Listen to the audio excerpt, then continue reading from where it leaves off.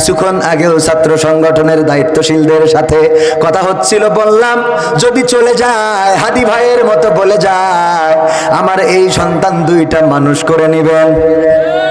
আমি যদি চলে যাই সন্তানরা যেন এই পথে আন্দোলনের পথে চলতে থাকে, এই দায়িত্ব আপনাদের।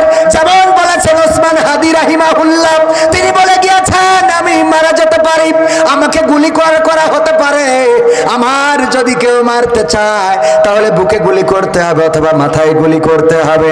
আমি যদি মারা যাই অন্তত বিচারটা কইরেন। আর আমার একটা কলিজার টুকরা সন্তান আছে রে, এই সন্তানটাকেও এই পথেই চালাবেন এবং তাদের সন্তানও যেন এই কাজগুলোই করে। আন্দোলনের পথে, ইনসাফ ভিত্তিক সমাজ কায়েমের পথে, বিচার ন্যায় বিচারের পক্ষে যেন আমাদের জেনারেশন যুগের পর যুগ এই আন্দোলন চালিয়ে নিতে পারে।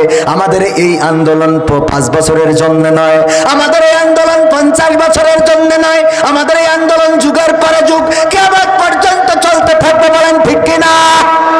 বাতিল আছে না নাই? বাতিলেরা চায় ইউরিদুনা লিউতফিউ নূরাল্লাহি বিআফওয়াহিহিম আল্লাহু মুতিম্মু নূরিহি ওয়ালাউ কারিহাল কাফিরুন।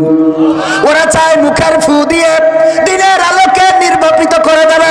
তারা মনে করে একটা বুলেট নিক্ষেপ করলাম আর ওসমান হাদি শহীদ হয়ে গেল, আন্দোলন থেমে গেল।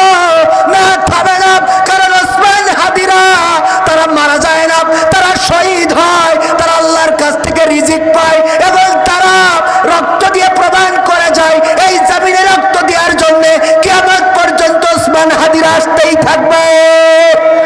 ঠিক না বেঠে? এমন ওসমান হাদি ঘরে ঘরে আসে না নাই? আমরা সবাই বুক সেতিয়ে শহীদ হব, আমরা সবাই হাদি হব।